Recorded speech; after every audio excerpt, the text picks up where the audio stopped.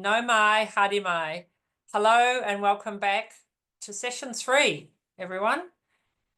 Last week, we focused on shifting our mindset to see the strengths and creativity in dyslexic minds.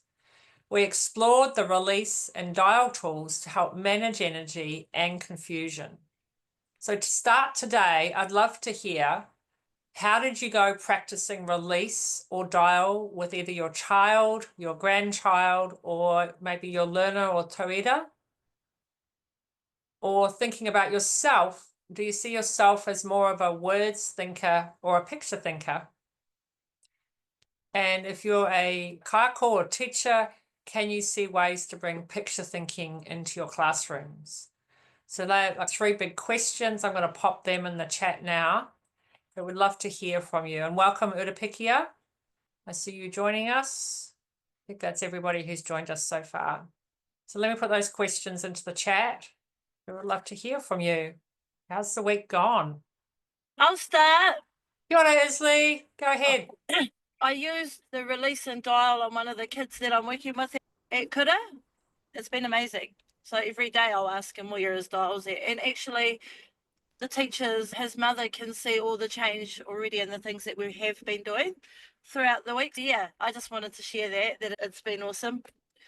The dial that and is release. Amazing. That is exactly why I teach this course. Yeah. Have that kind of, it's a big word to use, but that kind of transformation happen in a young person. Yeah, it's awesome. Thank you. Thank you for trusting that this would work, because you came in, you hadn't been at session 1 and you just took it on and tried it out, and it's already making a difference to your learners, your tauira in your class and their families by the sounds of it. Yeah, there were tears actually, so it was really cool. I actually couldn't wait to share that. Oh my gosh, tears is always a sign that something is working, yeah? From the boy too, I think me going into this is going to teach me how to, I guess, respond to him. Yeah. Because he's quite tough. He's in the cool, tough stage. And I think he uses the being tough as a mask because he can't read or write. Yes. Yeah, so that's what we picked up. I've picked up. Yeah. Yeah. Masking is a big thing. And boys, it's that toughness or the acting out as well. Claire's got a beautiful story. I think she'll share a little bit later about a strategy a young boy employed to get out of reading. It's very creative, but very disruptive. And girls were different. We mask in different ways. We often will do the good thing or the being a helper or something. Great. How exciting. Anybody else want to share what's opened up this week? Trying out the tools with your young people or the picture thinking exercises? Who else would like to share? Yes, go ahead. Hello. Yes, so Matt tried it with Luke when I was with Scarlett, because if we try and do something like this with his little sister there, then it's just chaos because she wants to try and then all the focus. Yes. Anyway, so yeah, Matt tried and he just didn't want to. He was not, I don't know how you would describe it. He was just very resistant and didn't want to. I don't know if it was too late in the day to do it. It was in the evening. But it's really hard to do it any other time because his sister is around. Yeah, no success there. And was that what, practicing release, or what was it that you tried to do with them? Yeah, Matt was just trying to explain it to him and to see if that would be something that he could use and what would be helpful. And did he even try? No. So it's always frustrating a little bit when we try to do something with someone to help them and they perhaps not take it up straight away. One thing would simply just be to practice it. Yourself and Matt, practice it in your everyday life, and he will notice some changes. And then he may get curious to try it out. And we're going to give the same advice about the clay work. Is we've had one of the first people who ever did this course with us just would do the clay work herself. And then one day her kids come up and said, "What are you doing?" And they got interested and curious and then decided to engage. So that's, I think, relevant advice for here is just keep practicing those tools, and even perhaps you guys talking about it, and then they might get curious and want to engage. Cool, thank you. Because you're still building that zone of release around you and a calm environment, and where you're managing your energy levels, and people kind of gravitate to that naturally because it feels good. Yeah. But really acknowledge you for taking it on and thinking about when was the best time to do it. Anything else you want to reflect on being a picture thinker or a words thinker? Yeah, we did do that exercise with the 3 pictures and 3 words, and Luke, he did say it was easier to remember the pictures. Aha. But we did ask him whether when we say a word, if a picture appears in his mind or if it's words, and he couldn't. No, he couldn't really say. I don't really think that he knows because he's not strong. Written language and that isn't a strong suit at all. Even when we were doing the pictures and words, like doodling the pictures and writing down the words, Luke was keen to write, which was great. I was like, oh, okay. But then he misunderstood what was asked of him and wrote down on, the, and in as his words. And so explained to him we're after objects and all that. But I'm pretty sure that words just aren't a thing for him when he comes. Yeah. And even then, it sounds to him like he doesn't think in pictures even, at least he doesn't think he does, as often as perhaps I was expecting him to say. Yeah. Maybe he does, but he doesn't know it, or he doesn't know how to explain it, or. Yeah. No, he just says if I get him to perform a task, it's like what would be going through your head as we set up this task for you? Do you imagine what it's going to look like at the end and then work towards that, or do you do that but in smaller steps or whatever? And he just goes, no, I just do it. But the recall was definitely pictures. Yeah. Yes. Yep. Yeah, that gives you a bit of a clue that at least in his memory, he remembers pictures more clearly than words. And Yep. Claire's just put something interesting in the chat. Being able to describe your inner landscape can take time. We've all had many years practice at it probably, but for a child, sometimes they don't have the language to say what's going on. And whatever's going on, that's their landscape. That's what they know, but they might not yet be able to articulate it. Great for taking it on. Thank you. Anybody else? I shared the dial tool with my son and I thought that was pretty cool. Could see how that could work in lots of... I haven't done a lot with my own class. I guess it's because the frequency, I only see them once a week, so if I miss something 1 week, it's going to have to wait a whole another week before I get to try something. But anyway, yeah, just wanted to share that. And how have you gone practicing the tools or thinking about being a word thinker or a picture thinker? I think I go between both, really. I am highly visual for learning and like things to be up visually. I use visual reminders, like having the physical object in front of me to remind me to do stuff. Also interesting to think how that might impact a learner's journey as well. Yeah, 100%. Very good. And then Roseanne. Grayson was 100% recall on the pictures and 50% recall on the words. And I'm going to visualize my shopping list going forward because I actually found it a lot easier to remember stuff myself. Yeah. But I think that's aged memory. Very good. And did you get an opportunity, either of you, to show the release or the dial tool to your young people? Yeah, I did. They did it, both siblings together.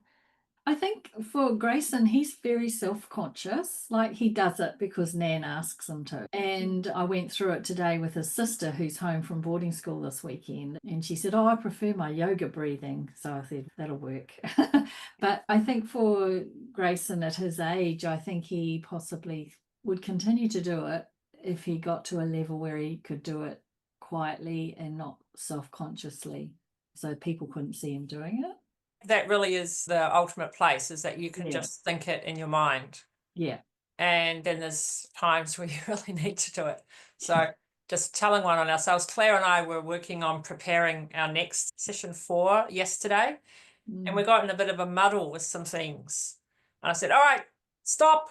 Let's both do release, figure out where we've gone wrong. We just did a big release and went, oh, we're working on the wrong script.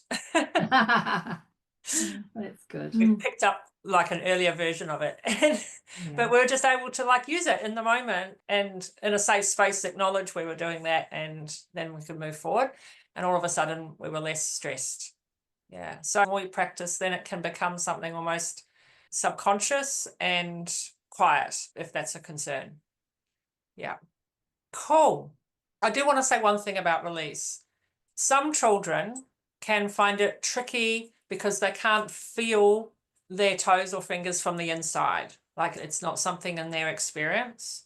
So instead of pushing them to feel it, try encouraging them to trust the idea that their fingers and toes have an inside. So you're gently working from knowledge towards feeling, and that usually works best. Okay, today we're going to try some hands-on tools to engage creativity and picture thinking. So if you haven't already, make sure you've got your workbook and pen and clay and something like a knife or an old library card to use as a clay cutter. And the other thing is just to keep looking at whether you feel you've really sold the concept of release to your child or learners. Maybe you've sold the idea of confusion and chaos outside in the environment, and that something like release could be helpful for them as a buffer to deal with that.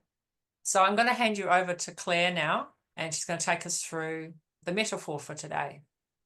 Thanks, Rachel, and it's really lovely to hear what everyone's saying. And our metaphor is a good one, really, for everything you have said. It's the ripple effect. So small, consistent efforts from parents and learners create powerful, lasting changes, just like how the Grand Canyon was carved from many drops, just small drops of water. Our tools are going to be working the same way, quietly, step by step, but deeply and beautifully. Off we go on our session, and today's focus is on how dyslexic learners think and learn. And we're going to explore three main areas, and one is the concept of disorientation. We're looking at the problem with abstract words like if, and trying out Davis' create a word clay activity. I want to start by talking more about the term disorientation and its role in learning problems. And Francisca's going to share a slide, and I'll talk through some examples of how disorientation can work both creatively and confusingly. Because a person will use disorientation as a way to resolve confusion about something, just like Rachel and I did yesterday, but we can also use it creatively. Here we see one part of a cat, and we may use our imagination to make a mental picture of the whole cat. To do that, we had to disorient. We had to use our imagination. So this is an example of disorientation being used as a creative problem-solving talent. However, in the next slide, we'll see that disorientation can also cause confusion. So thinking about being on a stationary train and seeing the train beside you move, and you feel like you're moving, but you're not. You are imagining that you're moving, when in reality, the train next to you is moving. And there's that moment of confusion, right? That moment of confusion between what your mind imagines and what is real, we're calling disorientation. It's the mind's ability to experience its internal imagination as if it were external reality. I'll say that again. It's the mind's ability to experience its internal imagination as if it were external reality. This is an example of disorientation causing confusion. This also happens when dyslexic learners read and see letters moving or disappearing. You might have heard about that or seen it with your own children, but they're not moving or disappearing in reality. Only in their imagination are they moving. However, the visual distortions are very real to the learners, and they need a way to switch back to see external reality accurately. And Davis orientation tools are a really powerful way to do this. When you are oriented, for example, using release and dial, your mind then sees what your eyes are seeing and hears what your eyes are hearing accurately, in line with reality. Being oriented, therefore, assists with more accurate reading and comprehension. Now, In the next slide, we can see that sometimes disorientation can also be fun. So the circles aren't moving, but can you see them moving? Because if you can, then that's your imagination creating the sense of movement when that movement is not there in reality. Often we find that if we flick our eyes around, then that starts to move. But if we look at one spot, it tends to stop. So just hands up or come off mute. Who can make it swirl and then stop? Take a moment. Yes, Annalise can. And Kathy, yep. So who was doing that? You were. Was it really happening? The swirling? No. So you did that with your mind. So if your mind is able to disorient, to make this image swirl, it's possible to experience or cause that experience of swirling at other times too. If you don't turn the swirling off, letters and words will swirl now. This is a really good one, because when a dyslexic boy or girl says, "When I read, the letters move around the page or disappear or crawl off the table onto the floor," he's not pretending. That is his reality in the moment, and it is how his mind is processing the world. Does that make sense? The next part is just before disorientation happens, whatever kind of disorientation it is, something will trigger it. And when a child is reading, let's put that context, just before disorientation, when you lose focus when you're reading, you might be disoriented by a thought, a sound, or a memory. So one client would see a school book and instantly fall asleep. Unhappy memory made him sleep, disoriented. Another would hear a loud voice and instantly lose the ability to hear or speak. And that was a sound trigger. And another child I worked with would freeze when asked to read in front of more than one person. And that's a thought trigger of everyone's going to laugh. Then it becomes hard. When we work with people, we need to be aware of the range of causes of disorientation that can occur. So many different causes.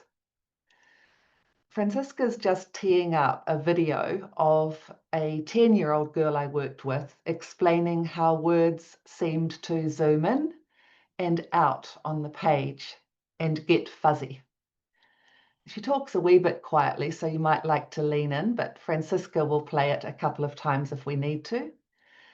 And let's hear the video first, and then I'll talk a little bit more about it. When I'm reading, when it has this kind of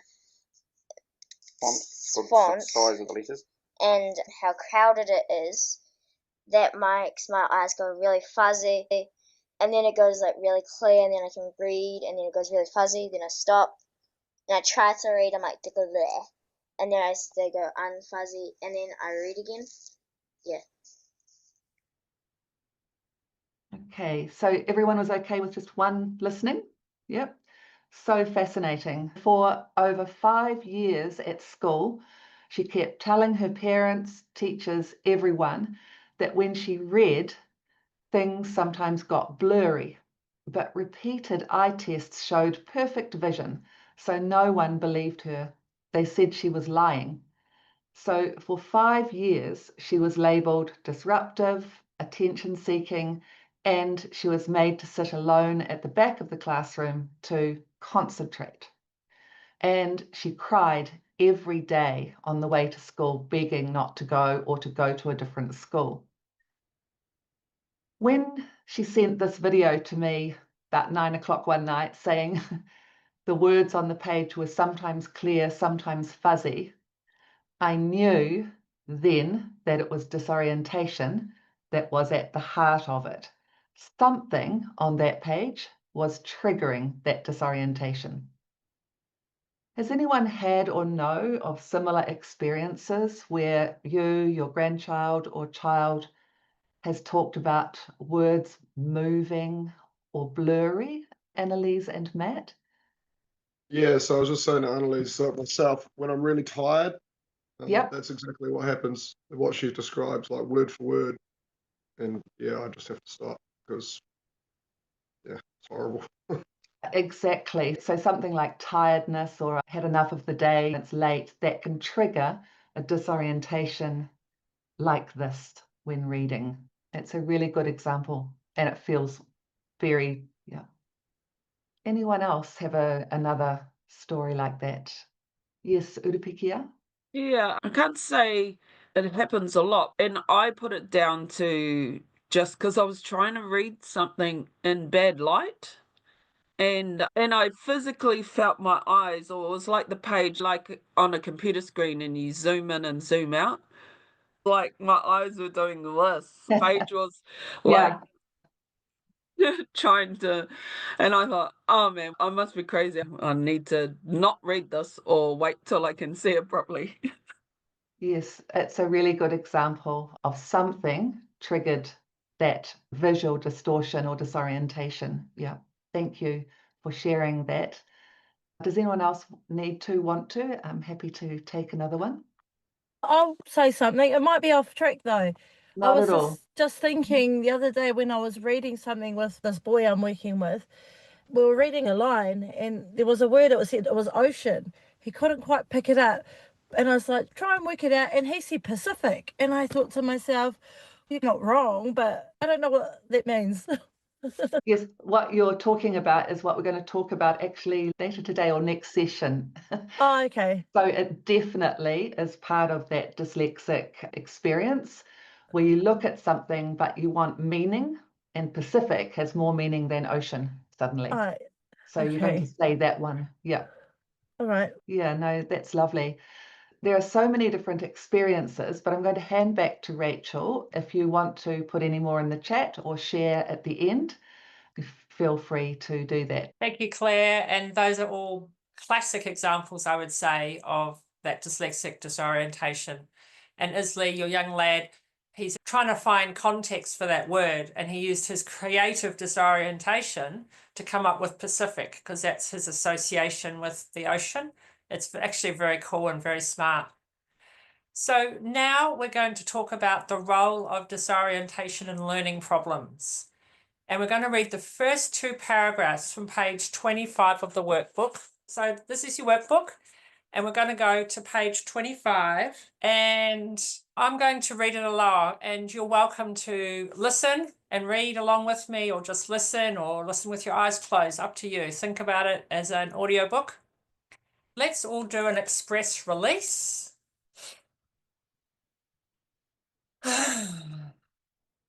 And also set our dials at a comfortable but focused level, somewhere between a 4 and a 6. You could let us know afterwards if it was easier to take in the information. Whilst we're going through, you might want to note down anything that relates to you or your young people. Disorientation is the ability to register a mental image as though it were an actual perception. If you've ever been in a stationary vehicle, a car, bus, or a train, when another vehicle to the front or to the side of you moved unexpectedly and suddenly felt you were in motion when in fact you were not, you have mentally registered a conceptualization of being in motion as though it were an actual perception. This perceptual illusion is triggered by the fixation of your eyes upon an object determined to be stationary. When the object moves, the eyes send a false message to the brain, telling it you are in motion. At the same time, your balance and movement sense is sending a message to the brain telling it you are sitting still. This conflict of sensory information causes the brain to compromise and distort both perceptions. And I'd like to emphasize the next section in the box that's highlighted. In specific learning differences, this natural process is also triggered by confusions about the identity or meaning of a symbol, that is a letter, word, or numeral. The mistakes that result mean the mental perceptions created by disorientation are inaccurate and have not been corrected. We're now going to read through the common symptoms of disorientation, and they've been categorized by the sensory perception that is most affected. As we read, I want you to tick the ones that stand out to you. And Claire and I are just going to go back and forth through them. So the first one is vision. So it could look like changes or reverses shapes and sequences of letters or numbers, spells incorrectly, inconsistently, skips or misses words or lines when reading or writing, sees letters and numbers move, disappear, grow, or shrink, alters words and letters while reading, or omits or ignores or doesn't see punctuation or capital letters. Has difficulty making speech sounds, has difficulty blending sounds, perceives sounds not made, appears not to listen, sounds are too soft or too loud. In the areas of balance or movement, experiences dizziness or nausea while reading, has a poor sense of direction, can't sit still, has difficulty with handwriting, has balance or coordination problems. In the area of time, appears hyperactive, overactive, appears hypoactive, underactive, cannot learn mathematical concepts, has difficulty telling the time, is chronically unpunctual, daydreams excessively, loses his or her train of thought easily, and has trouble sequencing. So I'd like to invite you to wave your hand and briefly share. Can you relate to any of these symptoms of disorientation, either in yourself, your grandchild, your child, or your tauira or learners? All right, Roseanne? I just want to say that looking at the time list, it appears to me they're very much like ADHD symptoms. And it makes me very joyful that they're dyslexic symptoms. We often see crossovers. Yeah. So in my view anyway, the neurodiversities are not discrete and linear, but you can have crossovers. I say that as someone who has at least 2 neurodiversities going on. In this case, we're using the term dyslexia quite broadly, but it's not uncommon to have someone who's been diagnosed with dyslexia still struggle with things like time. Yeah. Okay. Yeah. I saw perhaps another hand. Matt. Yeah, so in terms of time, one of the things Luke has real trouble with time as a general concept, like when you're trying to explain oftentimes when things are going to happen. If it's a short bit of time that he has a pretty good idea what it is, then it's fine. But it also comes down to sequencing as well, really, where if you're trying to explain something that's happening in a few days, he sometimes has difficulty understanding today, tomorrow, the day after tomorrow, yesterday, all that sort of stuff. It's all, yeah, he just has real trouble with that. That's not uncommon. I'm going to just grab myself an interesting prop. Sometimes when I work with clients in one of our programs called the Attention Mastery Program, we explore time using one of these. And we talk about how long it takes for the globe to spin on its axis. And then relate that to this one spin, one whole spin is a whole day. Sometimes it's helpful to then map that out, maybe on a calendar, to show one whole spin that's today. The next whole spin, that's Monday. The next whole spin, that's Tuesday. So he might need some support with more visual prompts. Yeah, maybe. It does seem to help, like, if you're trying to explain tomorrow, I can explain it as after your big long sleep. Yes. Yeah, so He he's gets got something that. concrete to attach it to, Yeah, to right? anchor himself. Yeah. But Yeah. then so- he also claims that he doesn't sleep. I said, "Oh, how did you sleep, Luke? How was your night?" "Oh, I don't sleep." Okay. yeah. So we just think that he probably sleeps so deeply that it feels short, that it just passes, and Yes. then he wakes up, and then Yes. um, Yes. This is quite a useful prop. mm. So exploring the world through something a little more tangible, because time, the way we talk about it, is not exactly tangible in everyday life. So it's trying to bring it. And then the other thing is doing some exercises to measure time. Oh yeah, they Yeah. found that at school. So they had a candle, and then and Yes. also they made sundials and all sorts. Yeah. Perfect. So ways to just bring it back to the concrete world. Thank you. You're welcome. We're now going to look at how to detect disorientation in others. I'm going to hand you back to Claire for that. You can see we're spending quite a bit of time on this concept of disorientation, and it deserves the time for exploration. If you turn to page 26 in your workbook, we're wanting to develop your awareness of what your child or learner will look like or sound like when they're disoriented. So you're knowing what to look for. This is important as there's little point in trying to convey any information or teach them anything while they're disoriented. We've all tried to have a conversation when someone is really upset, or maybe they're very tired and things don't go in. So a classic was when I noticed disorientation in a 9-year-old I was working with in a maths program. I stopped and said, "Do you think you're disoriented right now?" And he nodded, yes.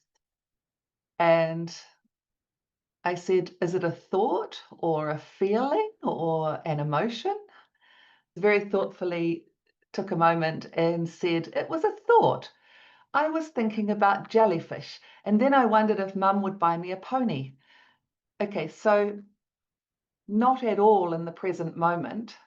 It was more a shift in focus than a loss of focus. And we all do this. We're disoriented by thought. We're shifting focus from the task because it's much more interesting at that moment to have thoughts of jellyfish and ponies. So what to watch for? At the bottom of page 26, under Detecting Disorientation in Others, there's a list of some symptoms of disorientation commonly seen in the classroom or learning situation. We're going to read them out. As we read, if you could tick any symptoms that you have seen or that you can relate to. Yeah. What to watch for? Maybe they omit or alter a letter, number, or word when reading. Perhaps they skip a line when reading or stop and hesitate. You can see them speeding up or slowing down. There could be frowning or they look confused, and that effort or concentration intensifies. Or another disorientation we look for is if their eyes go dull, vacant, or they start to drift. Perhaps their voice tone becomes monotonous and it might change pitch or speed. Their skin tone could dull or change, and they may start rocking or tapping a foot or kind of jerking a body part for some reason. They could lose balance. I've had children suddenly fall off the chair just sitting in front of me. They could become clumsy, or if they're writing, their handwriting goes from small to big to small, changing sizes, and the writing goes off at a slope, not being able to keep it straight on the page. These are all signs of disorientation. And we're going to think now what might have caused the disorientation. For example, omits or alters a letter, number, or word The cause could be that they've seen a non-picture word that's not known or interesting to them, because they're picture thinkers, right? So they're only interested in the picture words. So they'll skip a non-picture word. If they're not connected to the meaning suddenly, it's easy then to skip a line as well. It could be that something from a person's life, either current or past, is just suddenly grabbing their attention and they're not focused on the here and now, that shift in focus that we spoke about. So the causative thought, feeling, or emotion occurs just prior to the disorientation happening. With us as adults, a thought disorientation could be, oh gosh, did I leave the iron on? Or did I remember to lock the door? As simple as that. And then we don't know what we're doing or where we're driving because we're thinking about the iron. Or we may be going through a major life challenge and then we suddenly make a mistake because we're thinking about something else rather than focusing on the task in front of us. And we want to say again, this is a very natural or normal thing to do. This is just how all our minds work for protection and thinking about our lives. So I'll give you a few moments, but you've ticked some that you may have related to, and we'll have some sharing. So feel free to share some of the disorientation that you have seen or that you've experienced yourself. And then if you would like to, or you come up with something, you can also share an example of the symptom, like words getting blurred, and possible cause of disorientation. Yeah. So would anyone like to share? And otherwise we can keep going because we've Roseanne. Yes. Grayson just doesn't like to read. Yeah. Full stop. We, at night time, we'll sit in bed with him and I'll read one page, he'll read the next. Absolutely gets no joy from it. But he's an avid YouTube watcher. Like, he's picked up so much information on YouTube and he recites it word for word, which is amazing. So I guess that's because it's picture orientated, but I don't know what we do to get his nose in a book. How about graphic novels? Oh, okay. Graphic novels. Rachel and I are also going to talk about how we can connect their way of reading to their visual ability. And that is a game changer. And that's called picture at punctuation. And we'll be covering that at some point. Yeah. Great, thanks. Because then they can read aligned to the way they love to learn. Because right now, he's probably not able to picture every word. About 70% of all our words on our page actually don't have pictures. And so it's boring. We will talk about a way to bring that picture thinking to reading. Can I just ask a question on that? Of course, yes. Is there a lot of variance? Do you find some folks with dyslexia may, for instance, struggle with English in that regard, but find other languages easier because of the sequence of things, or I don't know, different verbs, that sort of thing? I don't. In conjunction with. It's a really good question. And I'm going to say anecdotally, sometimes people who, because we talk about dyslexia, but actually what we're talking about is dyslexic symptoms. And so the symptoms are that maybe that English is hard to read. But my nephew is dyslexic and he went to Germany and suddenly he wasn't dyslexic anymore. He learned German in about 2 months. And no one could believe it because the whole time at school, he couldn't even write a paragraph. So it's a funny thing how the mind, but he may have been more motivated to learn German because big travel experience for him and first time out of the country. We don't know what flicked that switch, but definitely it would have been a different environmental factor that didn't cause disorientation for him. Whereas in the English and perhaps the on repeat school stuff, it was easy to just go, oh my gosh, here we go again. I'm disoriented before I even think about it. So English didn't really gel with him even now. Yeah. But he's an amazing builder, just amazing. Yeah. So now if you recall the 10-year-old girl, Asha, whose book page morphed from fuzzy to clear to fuzzy again, have a guess what might have happened just before it went fuzzy. Can anyone think what might have happened? It's okay, no pressure, because we're going to share at the end anyway. Have a wee think in your mind, and we'll definitely give you the answer at the end. I'm going to hand it back to Rachel, who will take us through a disorientation exercise.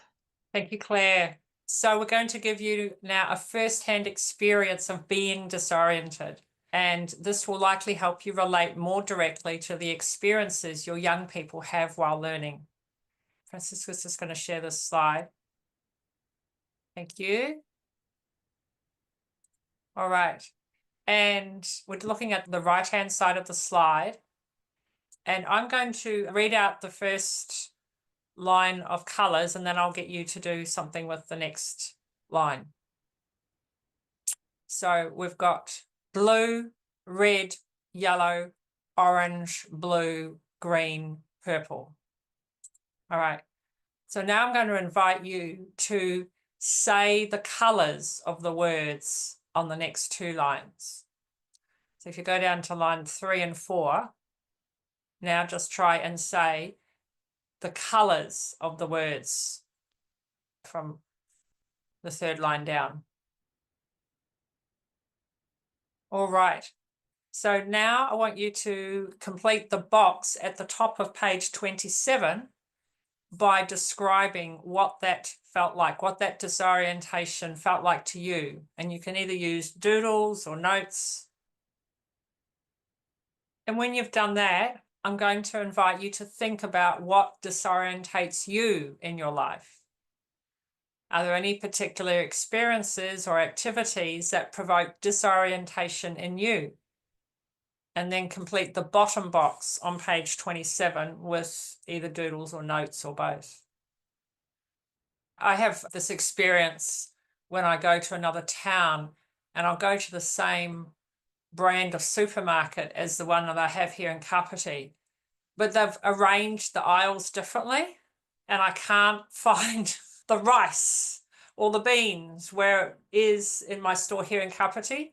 And what I thought was going to be a 20-minute shop turns into 45 minutes of frustration and disorientation. I really feel like writing to the owners of Pack and Save and say, can you just make sure all your shops are arranged the same way?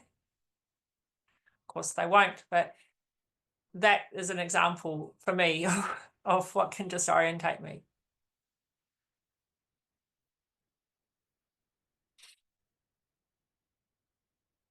Now I'm going to invite you to share any of your answers and anything you found helpful or interesting about what you've learned about disorientation. Who'd like to share?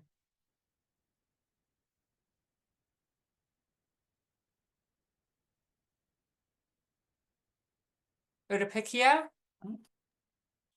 Sure. The first activity, I found that I had to concentrate.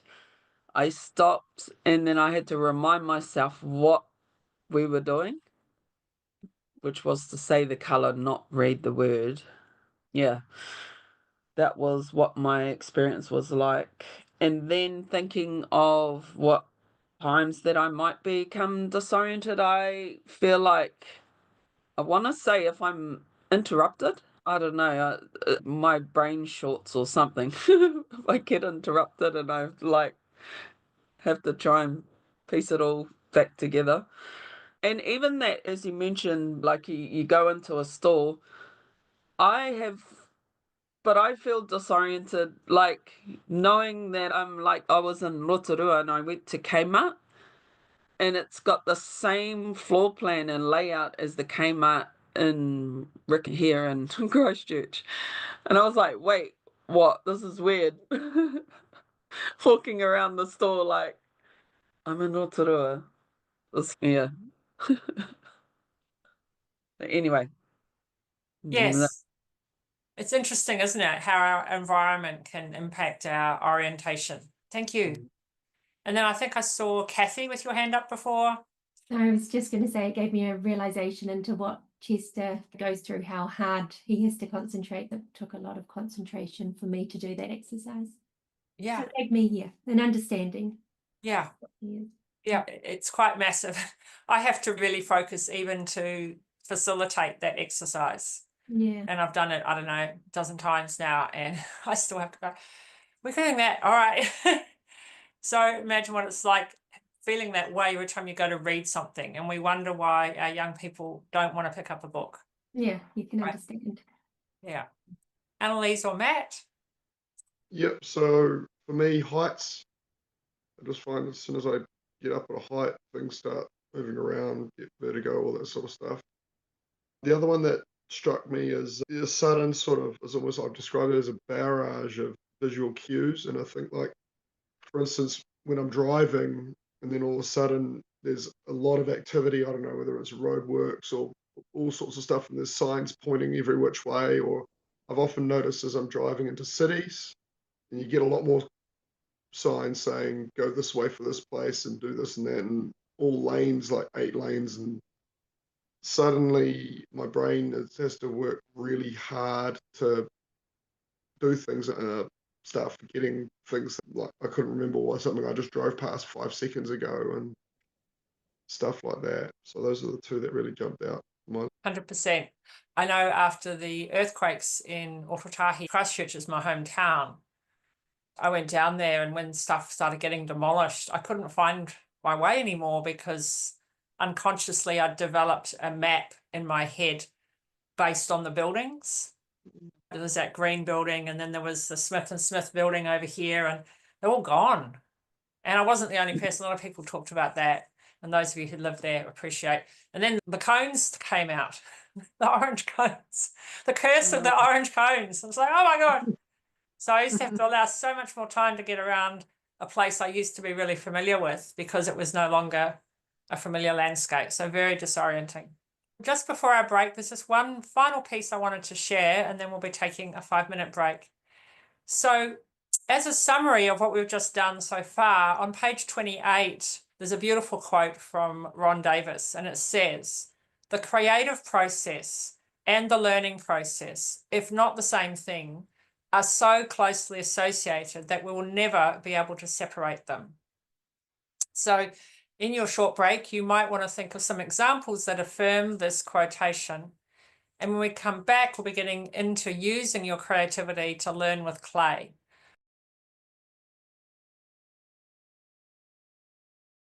I promised to find Helen's message in the chat, which I have. I'm going to read it out for everybody. And what she said after the exercise about experiencing disorientation is that she found it quite hard to do. Interestingly, I could say yellow without hesitation because I couldn't read the word clearly. I think she's on her phone, but the others took a few seconds to register. So it's really interesting what's at play with us around disorientation. Now we are going to get into making some words with clay, and we're going to give you an opportunity to experience the Davis symbol mastery technique. And this will be something that you'll then be trying out with yourself and your children or grandchild or learners or tauira. And we'll be following the checklist on page 28 of your workbook if you want to refer to that. We suggest if you want to get the most from the section to put your video on speaker view. What we want to do is establish the idea that words have 3 components. So what the word looks like, what it sounds like, and most of all, what does it mean, right? Because for picture thinkers, that's the most important part.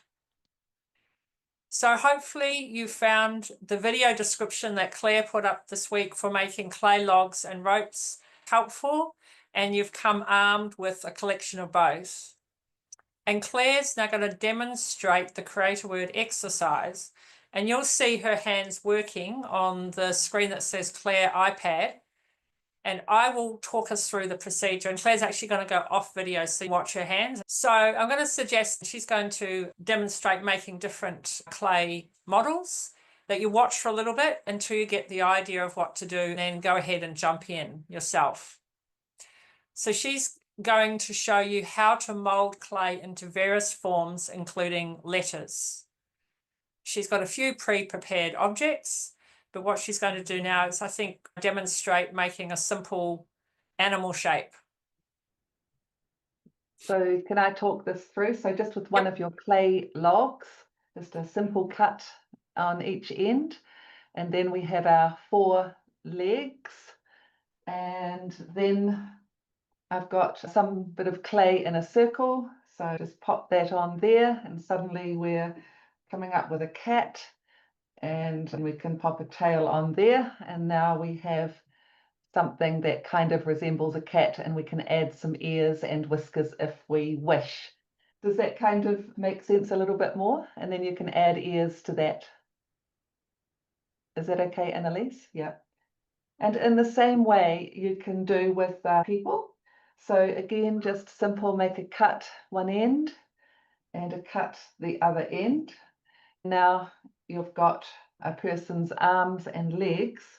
And then with a piece of clay, you can give them a head, and you can put little eyes and a mouth in as well, and then they can walk around. For something like letters, using your clay ropes, you can make them fairly thin, and I'm just going to use this one to make an E. If you wanted to make a different letter, then say you were going to make a B, then we just cut it into the stick and then an angle there, turn it round, and then we have something like a B. But any kind of letter can be made with those clay ropes. So back to you, Rachel. Thank you, Claire. So I hope that's given you a few ideas to start creating. What you will be doing next is creating an invention. Was that a question, Annalise? Yeah. Do we focus on capital letters or capital and small? Because I think that causes confusion for locals. Yep, absolutely they can, those 2 different alphabets. Today, we're really going to focus mainly on lowercase. Okay. What you'll be doing next is creating an invention. So making something from your imagination or fantasy. It could be an idea, an action, a description, a strange plant or animal, a new kind of machine, anything you like. Claire's created a butterfly that helps any person or animal by sprinkling fairy dust on them to lift their spirits on a grey day. So here's Claire's model, the butterfly. Do you want to hold it up closer to the camera, Claire, so people can see?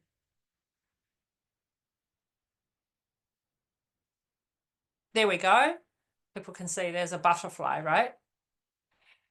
I want to invite you to unleash your imagination, and it needs to be something the world has never seen until you show us when you create it and share it with us in about 3 minutes' time. Either look up or give us a thumbs up when you've made your model. So you want to keep it fairly simple.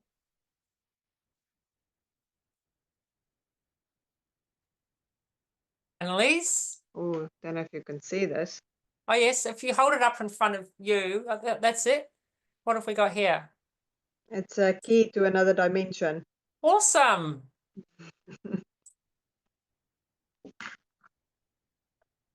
It's somewhat cleverer than my sloth of acceptance. I don't know, Matt, that's pretty clever. Slot of acceptance. I love it. Someone else like to share? What have you created? Kathy? I created a bed with an extendable and a push on off button to tickle with the hand. All right. To relax. To relax. Awesome. Yeah, that's me. I'll do this. Oh, yes. And I created a birthday cake for a 1-year-old. Beautiful. Okay, what we're going to do now is Claire's going to talk us through what she's created, what she's named it. Over to you, Claire. Thanks, everyone. Sorry, I've just got a wee bit of shadow on there, but so the meaning again is this butterfly, and there's so many out the window right now, and the meaning is that it sprinkles fairy dust on anything.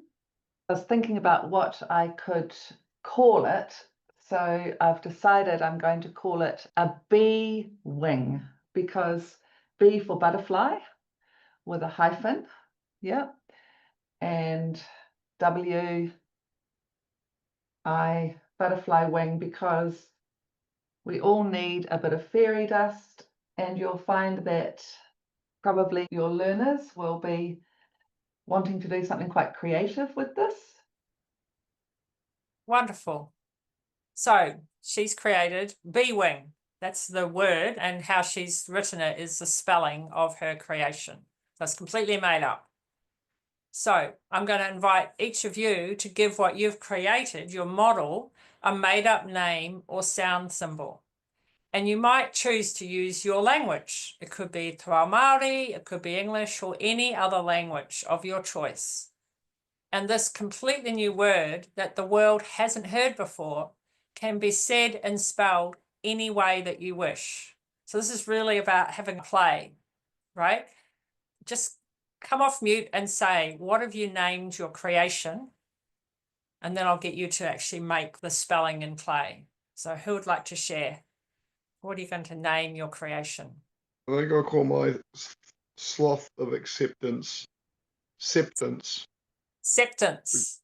Yeah, because you know how sometimes you get little kids that can't quite say words properly, and we accept that, and it's Yes, cool. yes. So it's a sloth of acceptance, which obviously an amalgamation of two words, but also acceptance, and that Yes. is a little nod to we actually accept people like Yes. and things like that. As they are. Beautiful. And then Annalise, have you got a name for yours? Not yet. Okay, keep thinking. Keep it simple. It doesn't have to be very complicated. All right. Someone else want to share? What name have you given your model? Anyone else want to have a go? Yeah, I'll have a go. All right. So my model, I don't know if you guys can see it, and that's a bit hard. Where's the camera? Anyway, it's a waka ama. Yes. I was thinking like time machine and Back to the Future, like car thing, and then I went, oh, a car's too hard to make in 3 minutes. I'll do a waka. The word, it's not like very original, but time in Māori is wa. Then I thought a car, so it's a waka. Well, Anyway. it's never been thought of before in this group anyway. Urupikias. All right. So now with whatever words you've come up with, whatever spelling, go ahead and make it with the clay ropes into letters.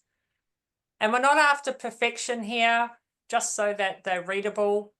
Claire makes the most articulated letters in the universe, but she's had 10 years of practice at it. So don't feel, oh, mine aren't that perfect. That's mainly what I have to say to myself when I see her letters.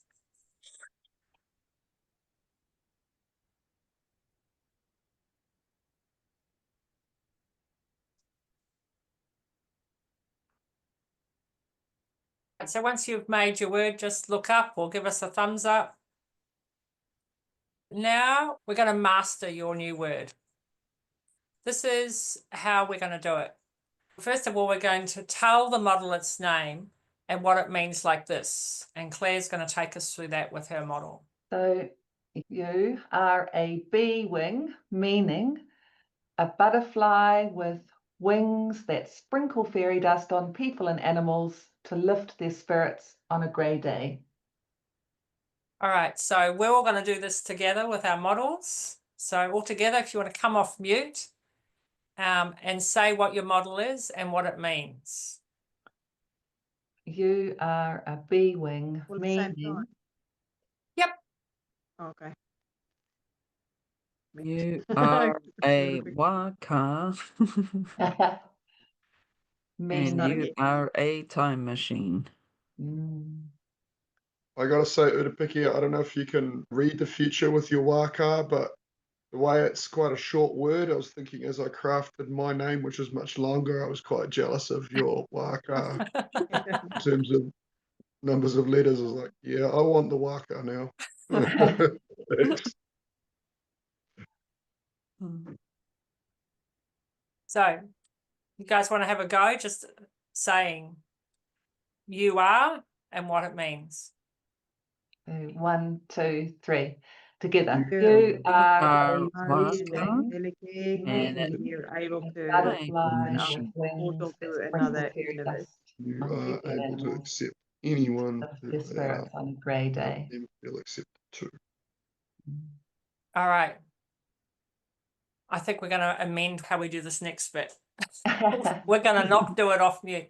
We're now going to tell your word what it says and how it's spelled. So Claire, if you want to demonstrate that. Say B-wing. B-W-I-N-G.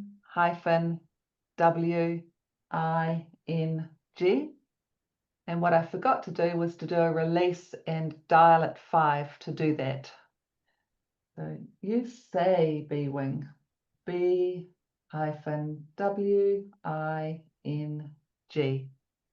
Now let's all do a release and check our dials is somewhere comfortable. And go ahead and point to the word you've made and say what it says and then what it means. And then spell it out. You say B-wing. B-W-I-N-G.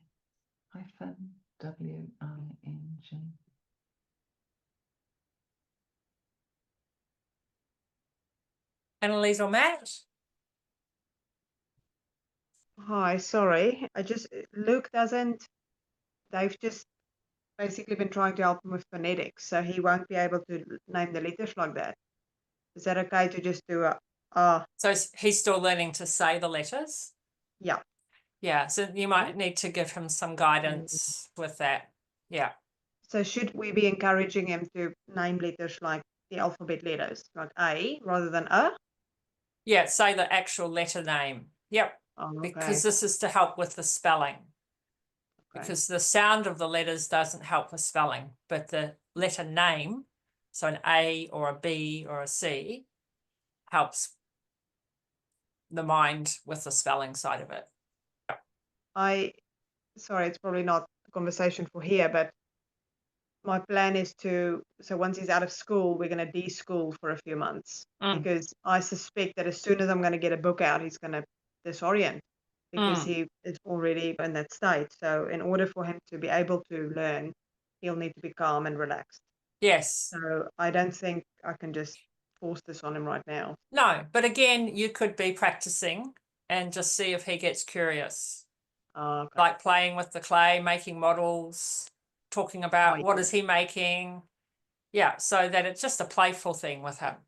Yep. Yeah, I don't know whether where he's picked it up or whatever, but I have noticed that he actually does refer to the letters phonetically, and I think it's how you do it. And I think right, it'd pick you like an A, you wouldn't say an A, it's an and a B, and that's Luke when he's referring to written letters. To me, at least, anyway, that's the way he goes. Oh, is that a B? Sometimes it'll be a B, but sometimes he'll actually make the sound, and I don't know that he distinguishes between the two all that well, or maybe he has difficulty. I'm not sure. A lot of people don't, and that's the impact of the way that our language has been taught in school is the emphasis on the phonics, the sound of the letters, but it doesn't help with spelling. And therefore it doesn't support being able to learn to write. Should I be not just rolling with it? Should I just calmly or even just more subtly just refer to it a B as for instance, a B myself rather than he calls it a B? Yep. And just let it do it that way. Okay. Yeah. Just gently, not saying what he's done's wrong or anything like that, but just say, what's the actual letter name? And do you know the letter name? Yeah. Thank you. Yeah, cool. All right. We're going to review the discussion on the lower part of page 29. You could have this conversation with your child or grandchild or learner. It says here, you have just created a word, a sound symbol, and a written symbol that means the thing you first made in clay.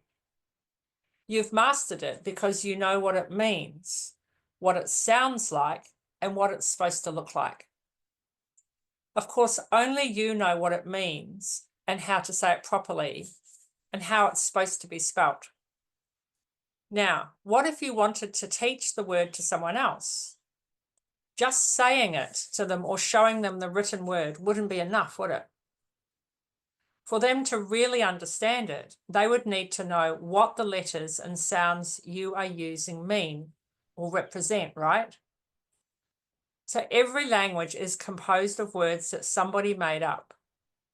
Just like you did in this exercise, they started with an idea or image that was in their mind, made a sound for it, and then created symbols that represented that sound.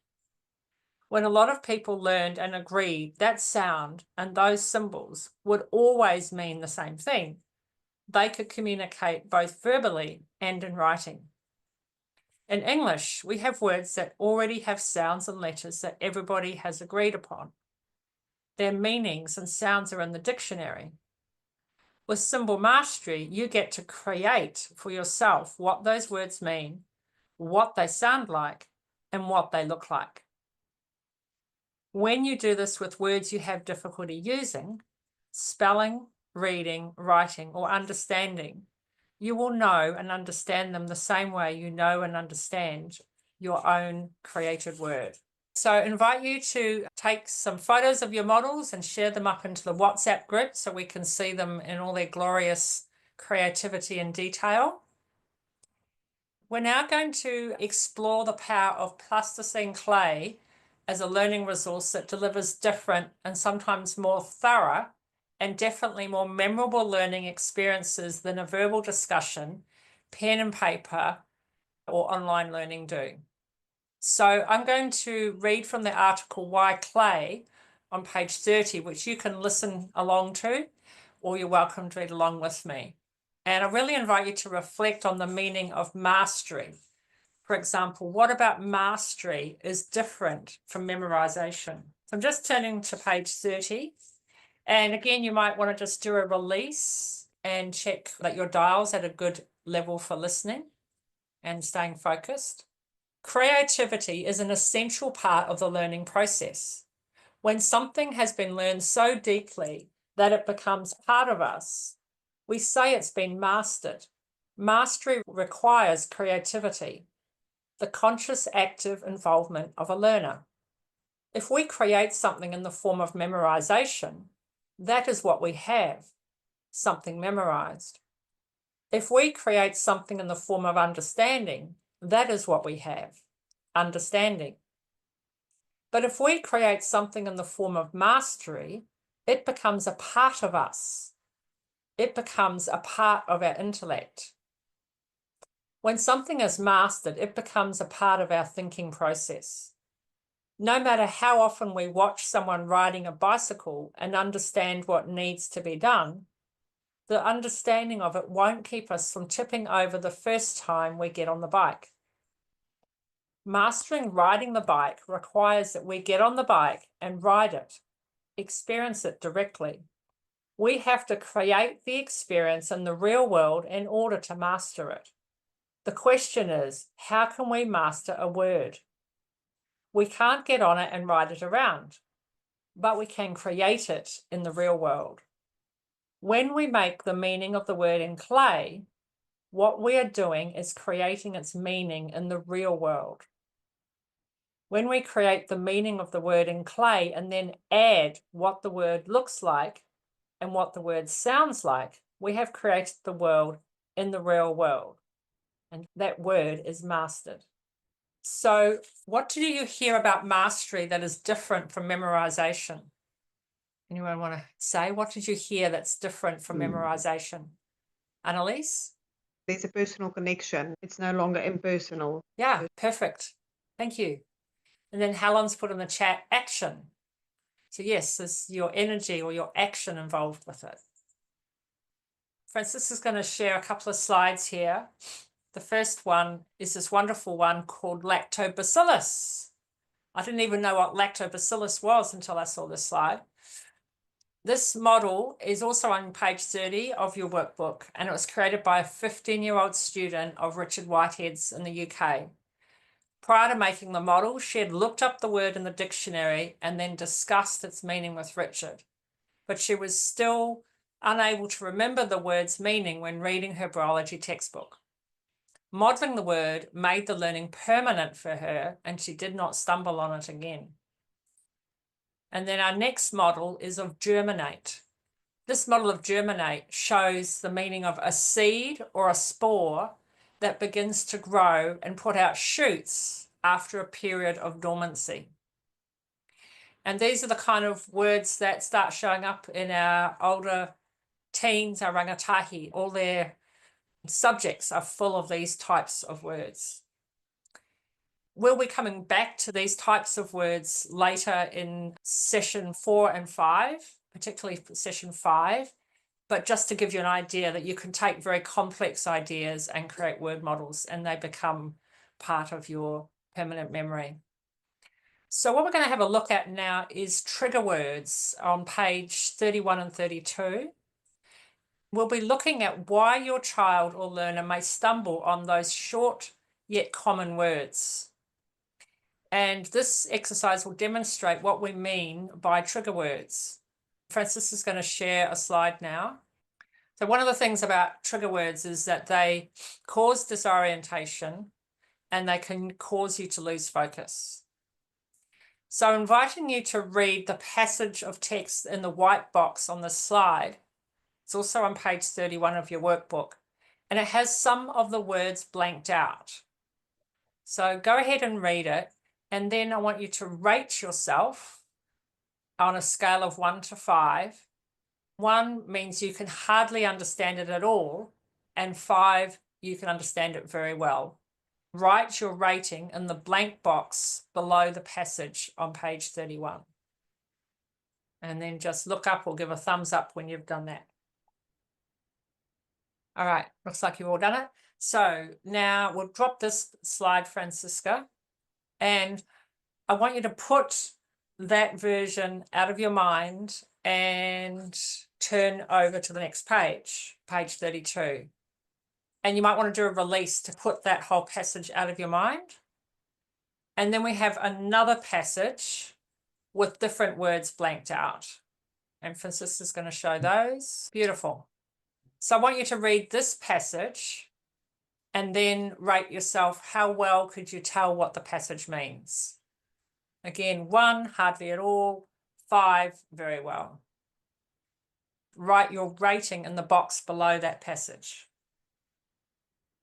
All right, and just look up when you've done that. Here's the question. Was your second rating higher than your first? Just give a thumbs up if your second rating was higher than the first. Yeah? Why do you think that is? Right? The first passage was likely much harder to understand, even though it had fewer gaps, because it was full of what we call dyslexic trigger words. Words that cause us to lose focus because they don't give us natural mental pictures. So some other examples of trigger words are was, saw, goes, and through. What have you noticed about trigger words? Write your observations at the bottom of page 32. Roseanne, sorry, I didn't see your hand up there. I'm a bit confused.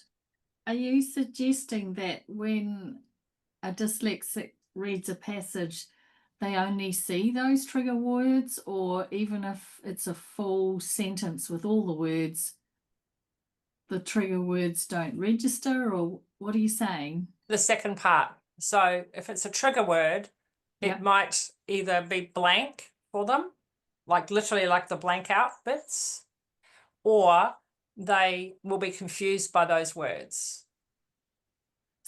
But they can read the trigger word, but the other words are blank. Are you saying that's the case, or are you asking? I'm asking. No, they usually struggle with the trigger word. Which means they can't link the ideas together. No, because those words join the bigger ideas together. Okay, got it. Thank you. Perfect, good question. So we're now going to take you through a little exercise to help you start to identify trigger words in reading materials so that you're prepared, if you like, armed with an understanding of the need to support your child or learner with such words. Trigger words can be a significant source of disorientation for dyslexics when they're reading. And trigger word mastery goes beyond the scope of this course, but today's exercise will assist you in being alert to the potential of trigger words to disorientate yourself, your child, grandchild, or learners. We're having a look at page 33 now, which says Davis trigger words, and there's some lovely images of different trigger words that have been made in clay. And then we've got a little exercise for you to do. If you look at the trigger words that were used in the gaps passage on page 31, list some of these words in the box on page 33. Mostly all those words on page 31 are trigger words. List some of them on page 33. Then we invite you to identify other trigger words from your common sense knowledge of the English language or the language you're working in, and add those words into the box on page 33.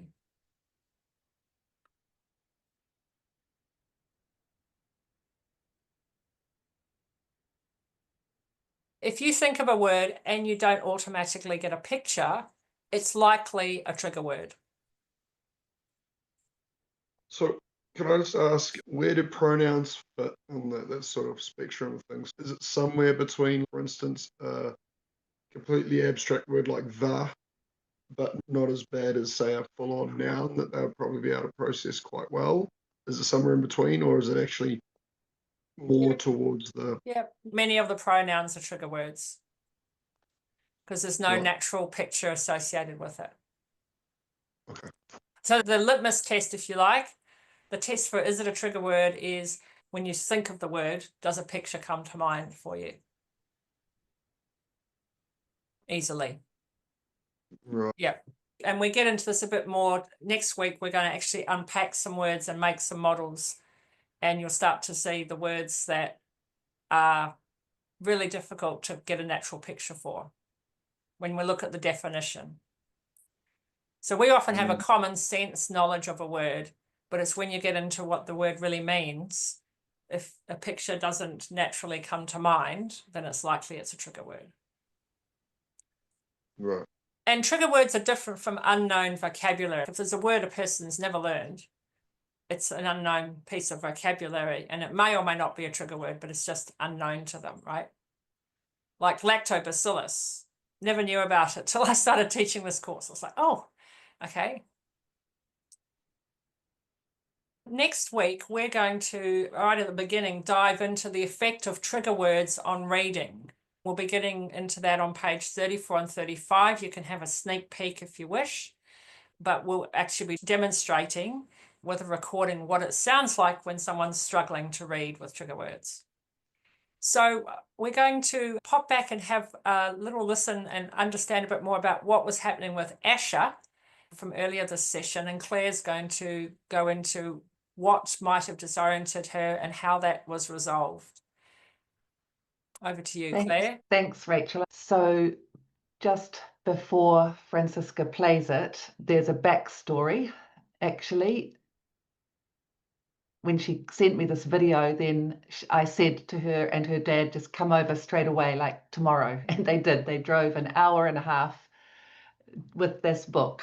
And I said to her, just read the book. And when it goes fuzzy, put your fingers on the exact place it goes fuzzy. Because I knew that just before that fuzziness would be something or the thing that disoriented. So let's hear the video one more time and I'll let you know what it was. When I'm reading, when it has like this kind of font size of the letters and how crowded it is, that makes my eyes go really fuzzy, and then it goes like really clear, and then I can read, and then it goes really fuzzy, then I stop, and I try to read, I'm like, they go there, and then they go unfuzzy, and then I read again. Yeah. So here she was at this table with her 3 fingers on 3 places where it went fuzzy. We weren't allowed to watch. We were all standing outside in the living room. And then she called out, "I'm ready." I came back in and I'm trying to be calm. What's the word just before each finger? Now, the first word before it went fuzzy was the word shed. Then the other two were she and she. So I felt shed was part of she, and she was clearly the trigger. So I asked her, "Do you have any thoughts or feelings about the word she?" Asha paused and said, my teacher always says, can't you still spell that word? It's just 3 letters, S-H-E.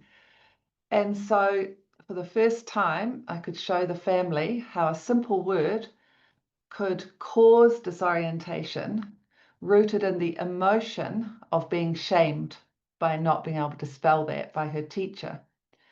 So the whole family, and Francisca will show this one too, we all sat down to demystify the word. We claimed the meaning of she and in her context. So that on the left-hand bottom corner is a little model of her.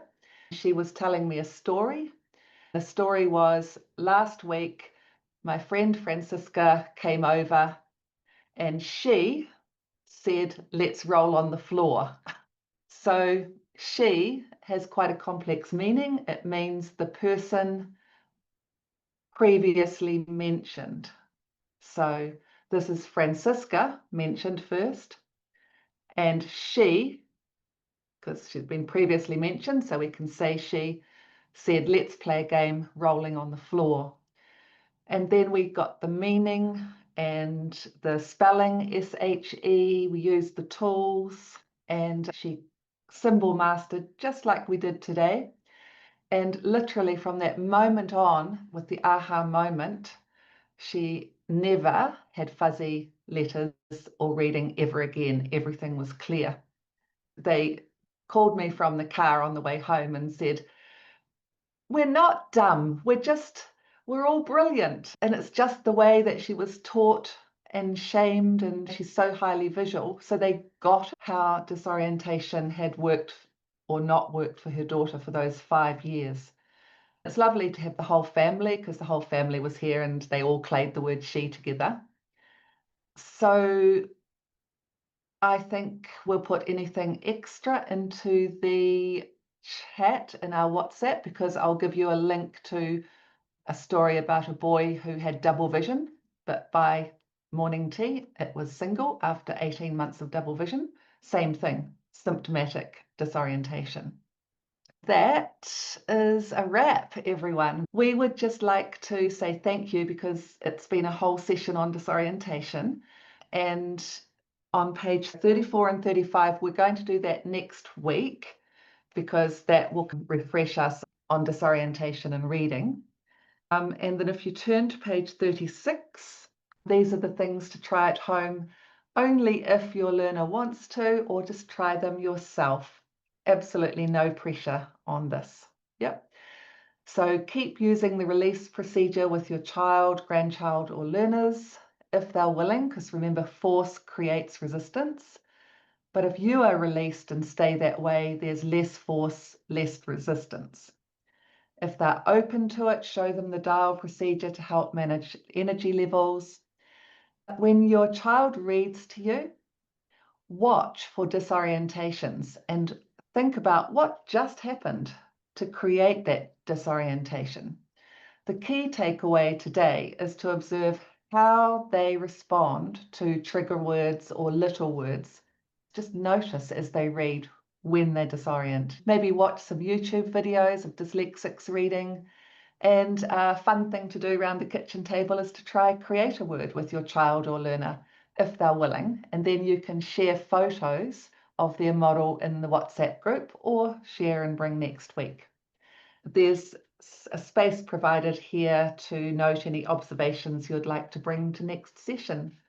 Sorry, I'm 1 minute over there, but if you need to go, please go. But if you would like to stay and ask more questions, or to give some feedback on what's been helpful or interesting about disorientation today, then we're definitely going to stay on if you want to do that.